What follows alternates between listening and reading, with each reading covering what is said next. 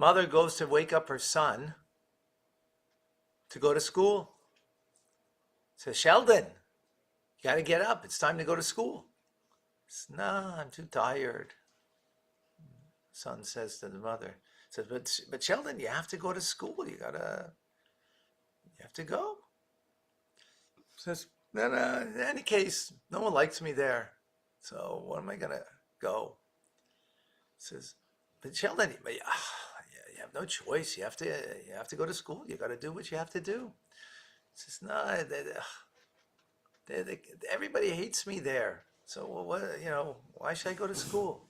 Says, but Sheldon, you're the principal. You have to go to school.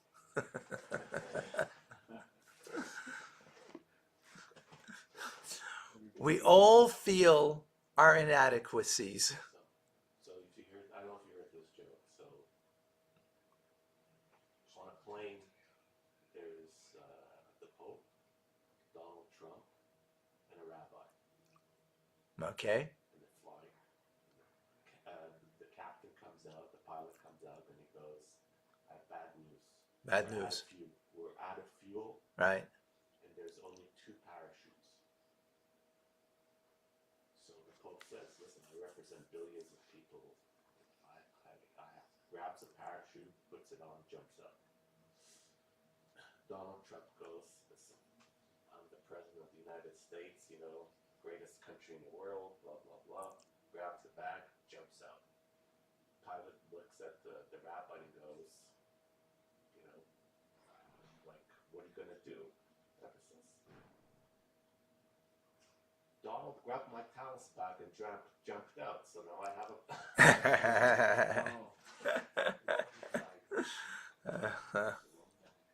Wrong bag. The moral of the story is, always travel with Your talus bag. Yes. Yeah, always travel with your talus. So we all feel inadequate. We all have things that we struggle with. And sometimes those things that we struggle with, they get the better of us. Sometimes we're on top of it. Sometimes we're not. Right? So what's the moral of the story? Have your talus bag with you so that you'll always be on top of it.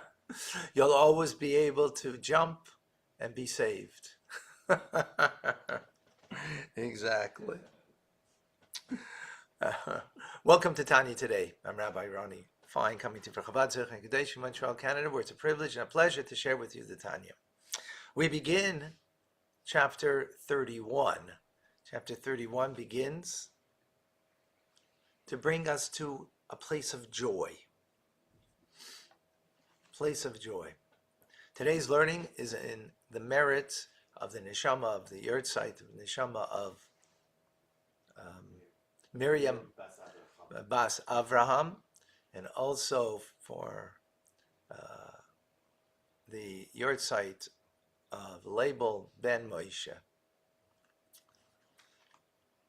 for his neshama Shahav and Aliyah. So we've been speaking in the last couple of chapters of very heavy stuff about how to crush the negative side, right? Our personal challenges in life. How do we deal with it? Sometimes we have some negativity inside of us that we have to deal with. And this is what we're going to go over here to appreciate that when you would meditate upon what we've learned previously, that would bring you to a contrite heart, that might bring you down. Because when we have things that are negative inside of us, things that we need to face, as we say, either face your stuff or stuff your face.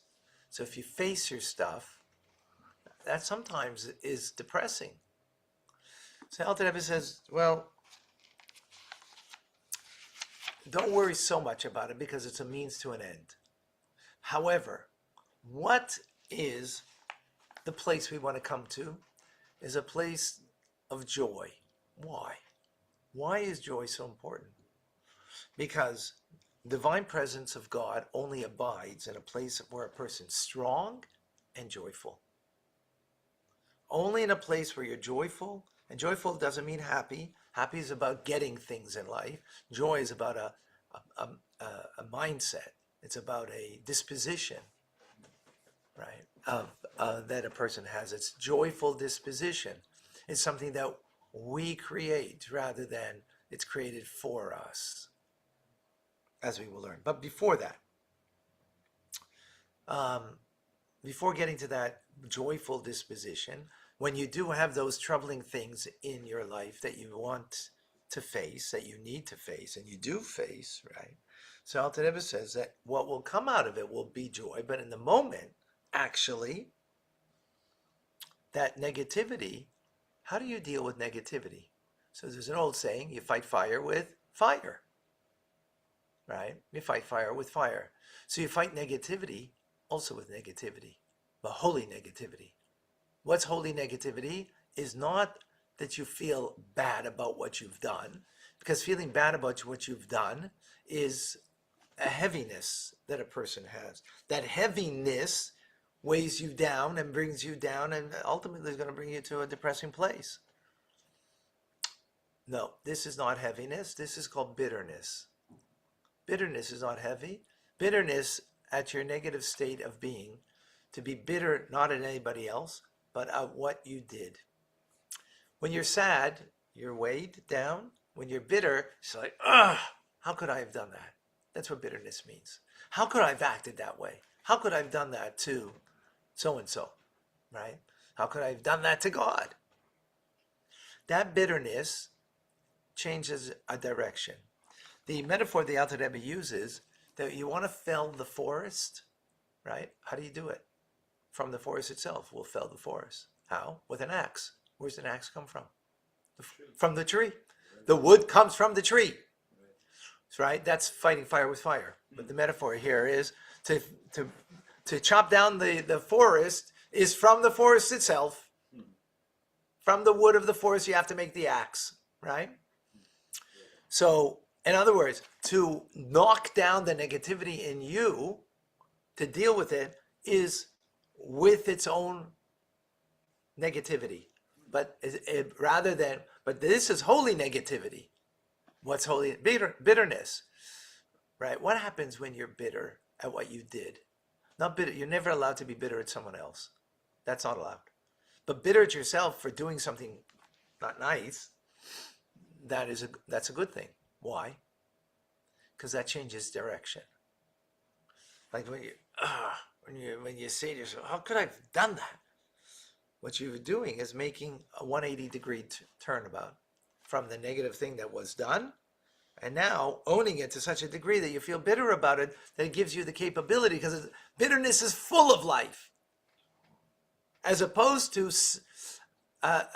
sadness is heaviness. When you feel sad, you don't feel that you can change. You just feel, why did I do that? I feel lousy for what I did, right? That's weighing you down, and doesn't give you the capacity, the capability of making a change. But when you feel bitter what you did, then you're able to make that change.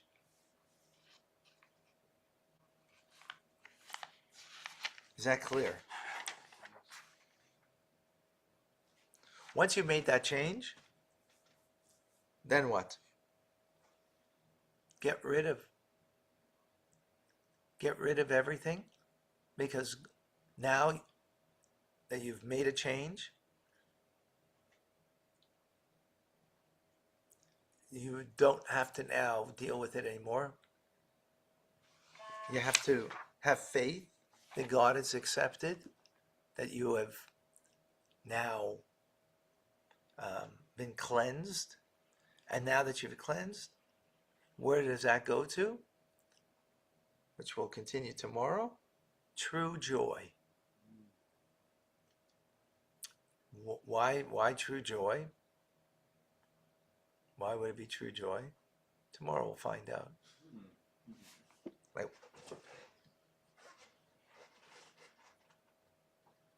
Right?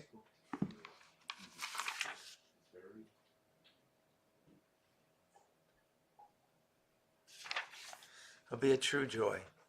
But we're going to see different layers here of joy that we can have in our lives.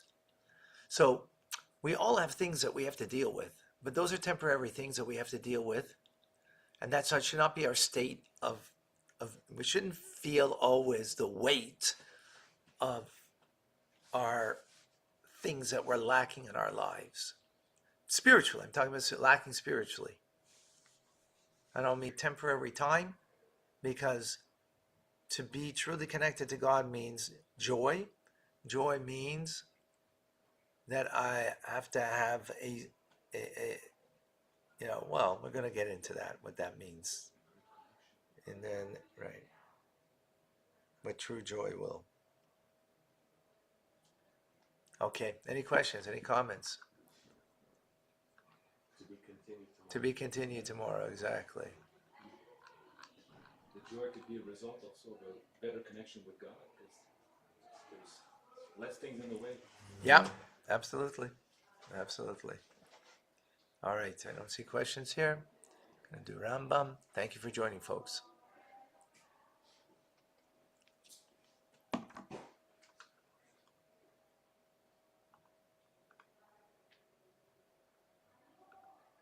Rambam coming up. And don't forget tonight, 6:30,